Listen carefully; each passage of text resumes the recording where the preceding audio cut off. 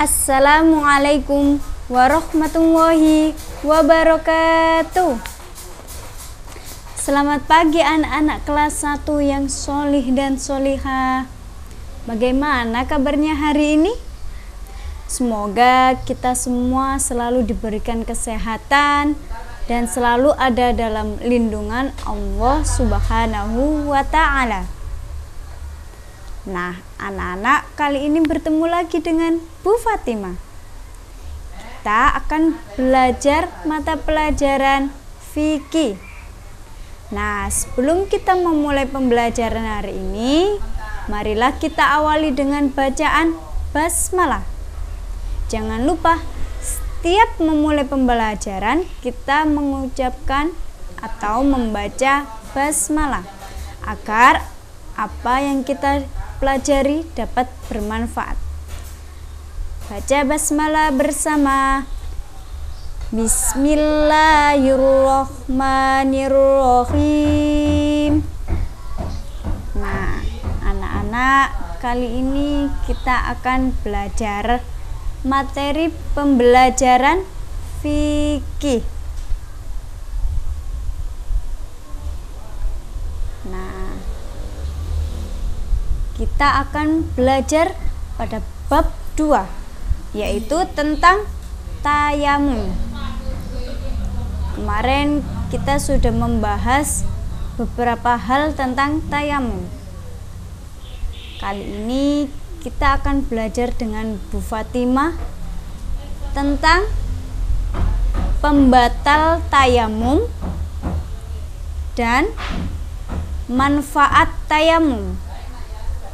Sebelum Bu Fatim melanjutkan ke pembahasan tentang pembatal tayamum dan manfaat tayamum, mari kita ulas kembali pembelajaran sebelumnya. Nah, sekarang Bu Fatimah ingin nanya, apa sih itu tayamum anak-anak? Ada yang masih ingat apa tidak? Nah, tayamum itu artinya menyengaja. Tayamum adalah rukhsah atau kekeringan. Maksudnya kekeringan air. Jika kita tidak ada air, boleh menggunakan tayamum dengan debu. Nah, tayamum adalah mengusap muka dan kedua tangan dengan debu yang suci. Sebagai penggantinya wudhu itu disebut tayamum. Nah, tayamum itu kita tidak boleh menggunakan air sama sekali, tetapi kita menggunakan debu. Itu adalah pengertian dari tayamum. Selanjutnya, nah, apa sih sebab diperbolehkannya tayamum? Pada masih ingat apa tidak? Nah, mari kita ulas kembali ya. Yang pertama, tidak ada air yang cukup. Jika tidak ada air, maka diperbolehkan kita bertayamum.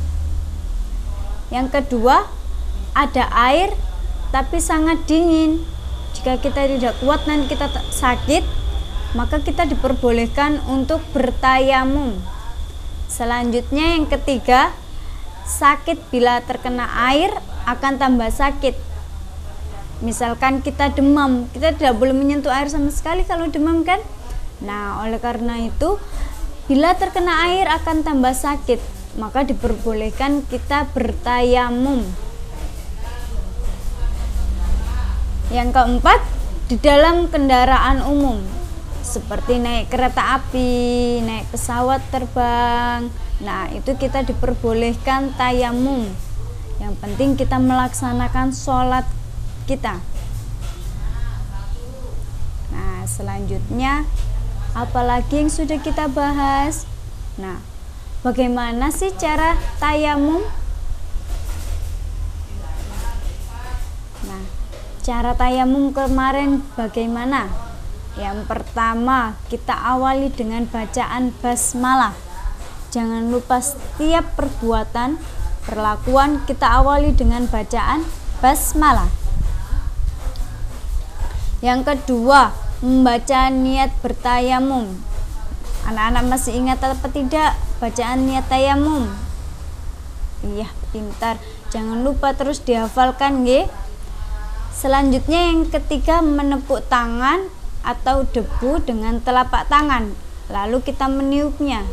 Jika kita sakit, berada dalam rumah sakit, misalkan ini meja makan yang ada di rumah sakit, kita terbaring saja, kita tepukkan di dalam meja kita, lalu kita usapkan seperti ada debu, lalu kita usapkan ke muka kita.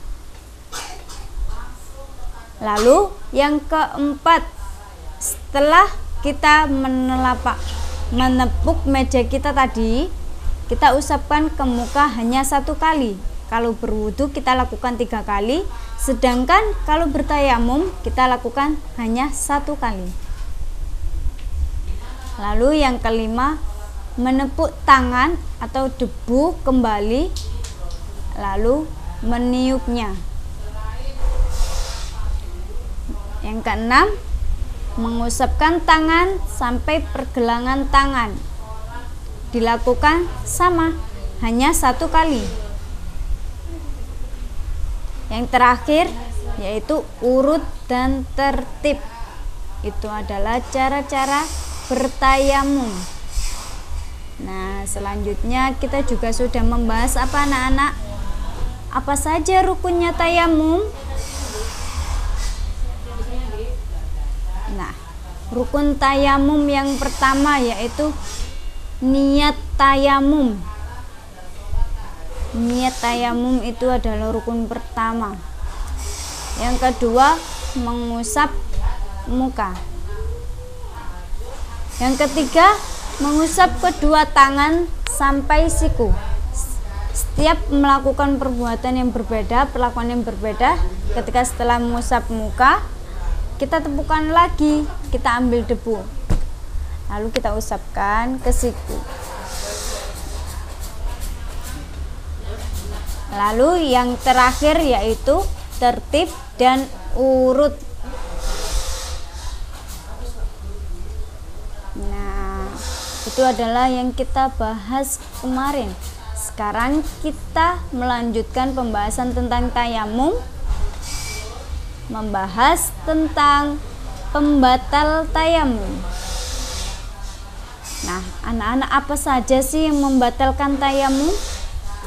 Yang pertama, hal-hal yang membatalkan wudhu. Hal-hal apa saja yang membatalkan wudhu?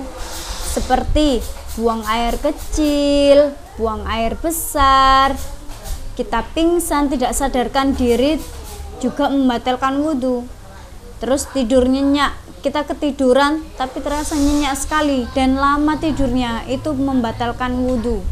Nah, hal-hal yang membatalkan wudhu itu disebut pembatal tayamum. Yang kedua, menemukan air. Nah, kalau wudhu kan kita harus menggunakan air yang suci, air yang mengalir. Sedangkan kalau tayamum kita tidak boleh terkena air. Kita tidak menggunakan air sama sekali, tetapi menggunakan debu. Jadi, kalau kita terkena air atau menemukan air, kita batal tayamumnya ya. Lalu yang ketiga yaitu murtad, keluar dari agama Islam. Nah, selanjutnya kita juga akan membahas manfaat tayamum. Manfaat tayamum itu apa saja sih anak-anak?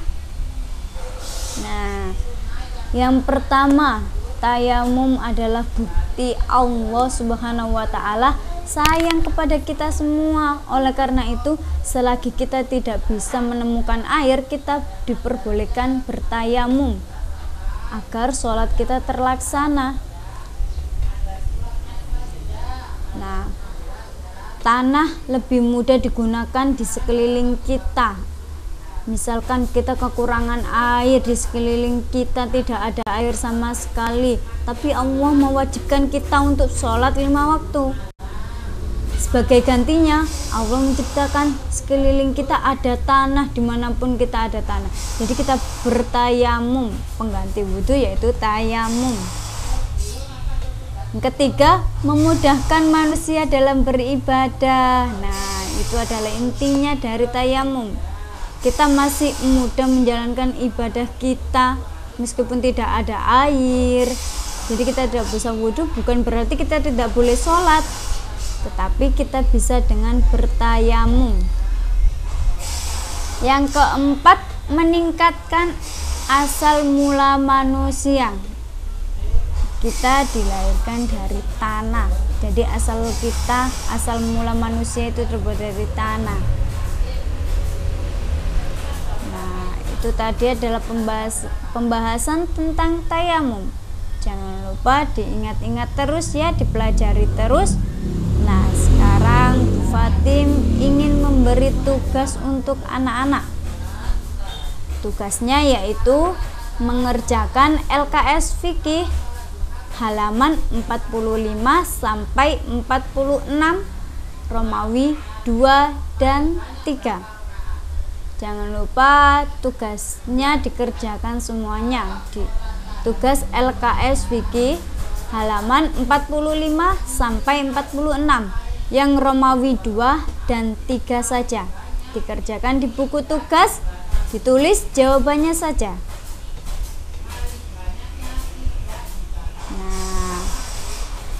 Hari ini selesai pembelajaran fikih kita tentang tayamum. Bu Fatimah ucapkan terima kasih. Mari kita akhiri dengan bacaan hamdalah. Semoga ilmu yang kita dapat hari ini dapat bermanfaat. Baca hamdalah bersama. Alhamdulillahi Rabbil Alamin. Bu Fatimah akhiri. Wassalamualaikum warahmatullahi wabarakatuh.